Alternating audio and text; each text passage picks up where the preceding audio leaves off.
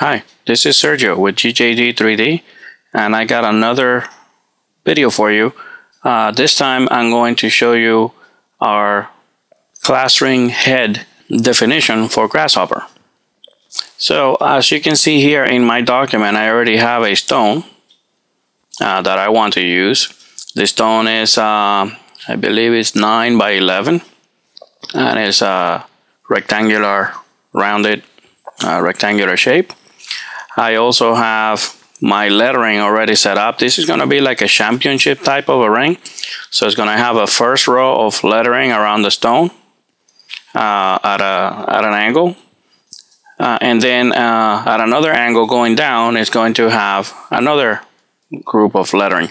So the digital jewelry design will be by the stone, and the rhinoceros, grasshopper, Brazil will be around the outside.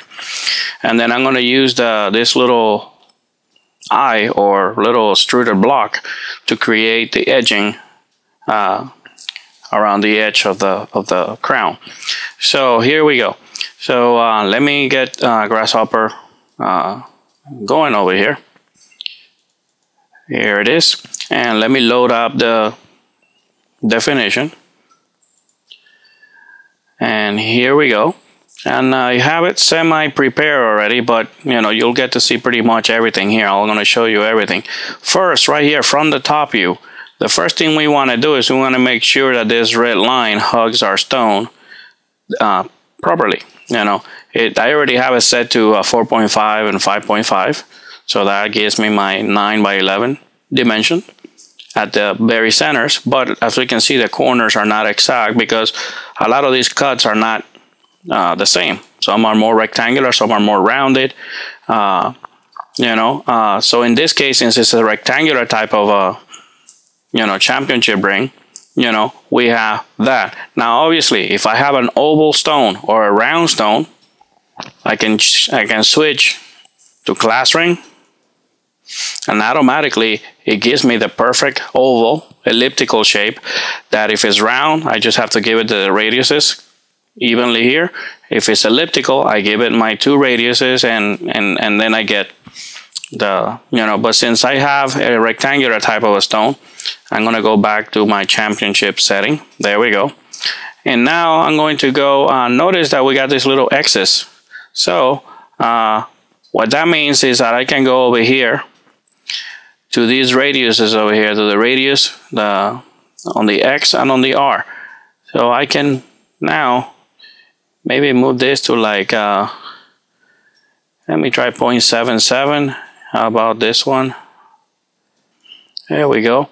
That's pretty close enough. I mean, we can. So now I have my stone prepared.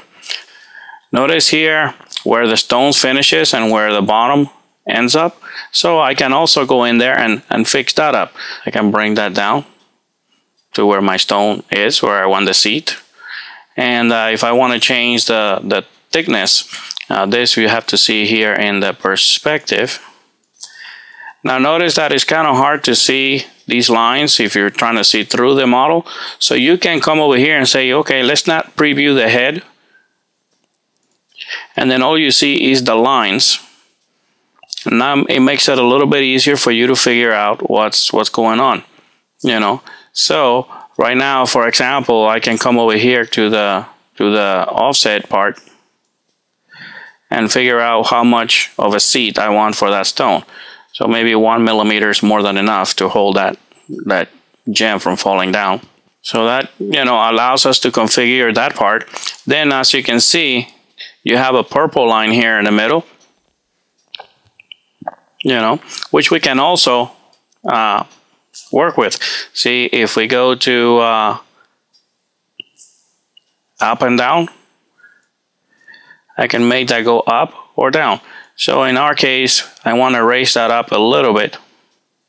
There we go. So now it goes up a little bit for the inner letters and out for the other letters. And then offset, give it a little bit more. There we go. Now we have room to put the first set of letters and to put the second set of letters. Now, make this a little bit bigger.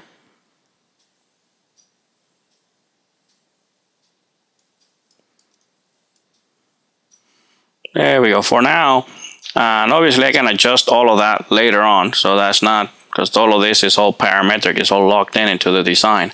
So anything I do, you know, is all set up.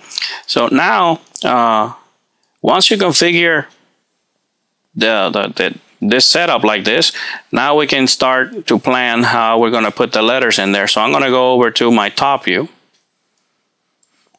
and I'm going to go to the logo part, which refers to the lettering, and I'm going to select the 3D logo. Now we're going to select multiple geometry, and this is important here right now. We need to make sure that we pick these letters in the order that we want them to be put onto the ring.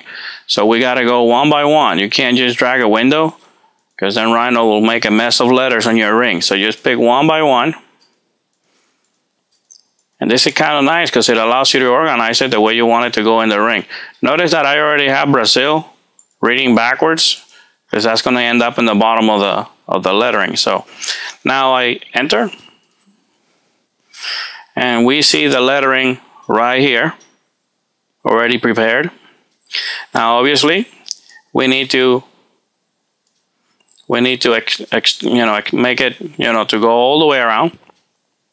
So over here, stretch the end. I'm going to take that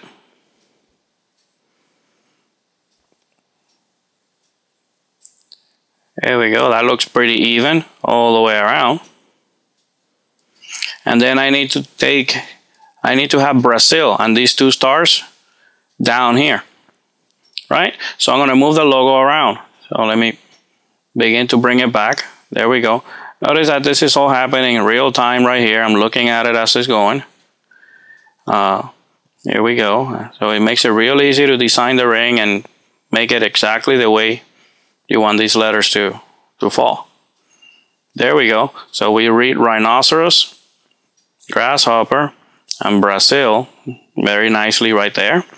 Now, if you think the letters are too thin because they got too spaced apart, then you can go over here to scale logo on the X, the Y, or the Z. Now the Z axis right now is at 1, you know, which is, I'm going to leave that alone. Then I'm going to scale the logo on the X, make them just a little bit thicker so that they are a little bit more, you know, so they can be printed, so that they can work. You don't want too thin, too small letters, or too much space between them. Makes the ring too dark later on when it's blackened on the inside.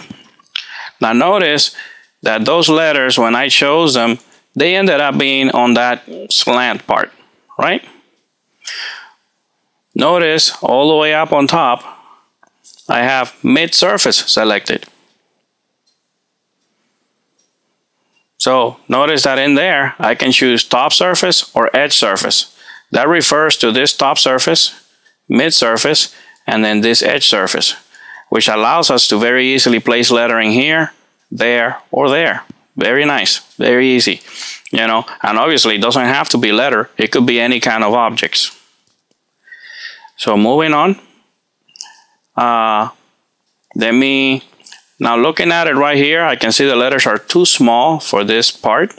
So let's go back to our logo here, and I'm going to scale on the Y. See, there we go, something to this extent, maybe something like that. Not too much, because I also need to cut out. And then I have this black ring, this black square represents the cutout right here. So I'm going to work with that one also. In this case, I need to, actually it's pretty good right now. But notice that you can change it up or down. You can change its length and its thickness. You know, and the fillet in the corners is now a very small fillet radius there to soften that edge on the inside there. Okay, continuing on. Now I'm going to do, now obviously, now I have this logo done. It's all ready to go. So I need to go up to the top and bake logo. Right click, bake, and I'm going to choose logo 1. Click OK. And that first logo has been baked, and now I can move on to making the second logo. So now let me get ready over here, go to the logo, set multiple geometries, and the same thing. Enter. Now obviously the first thing I know that I need to fix is obviously is in the wrong panel. So mid surface, no, let's go to the top surface and move the logo around. There we go.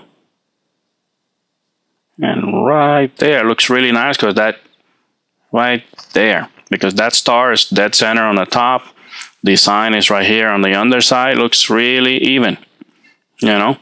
So now my letters are a little bit spaced out, so I'm going to scale the logo a little bit, and I'm going to reduce the Y a little bit. It's a little bit too close to the edge. I need to bake this logo, so same thing, go up to bake. Then I need to go to logo 2. Now I have my second logo. Now the next step would be to preview the head so that it gives me my head geometry. And we are going to bake the head.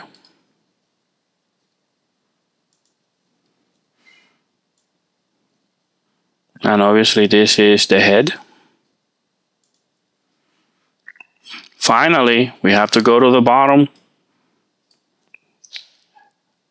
preview the cutout. So bake cutout. And I'll just make this can pretty much go into anywhere. Let me see, I'll just put it in I'll put it in shank for now. There. Now I need to switch to the mid surface and then bake cutout. Back into the shank. And right now I have all the geometry in there to create the head. The only thing that I haven't done is the edging here. And that, we do it pretty much the same way, but it's a little bit of a more interesting function. We can select the logo, and I'm going to already go to the edge surface, and I'm going to choose logo.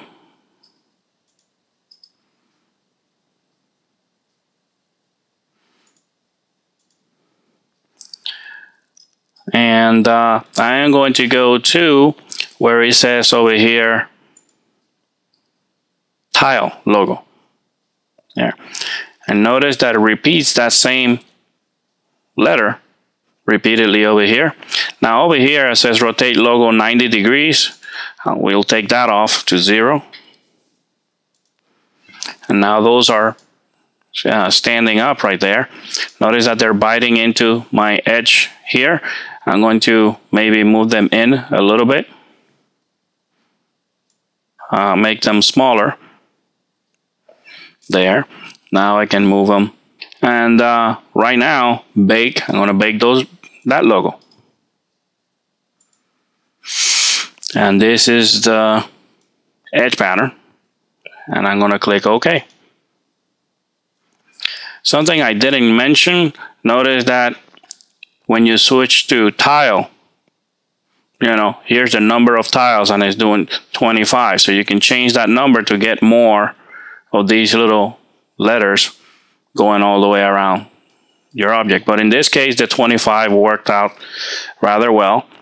Now we can turn off the definition. I'm going to close it. I'm not going to change any of the settings. And minimize grasshopper up here. And now it's very easy, guys. All I have to do is do my Boolean my booleans. Boolean difference from the ring, take out this cutter. And from the ring, take out this cutter. And from the ring, let's take away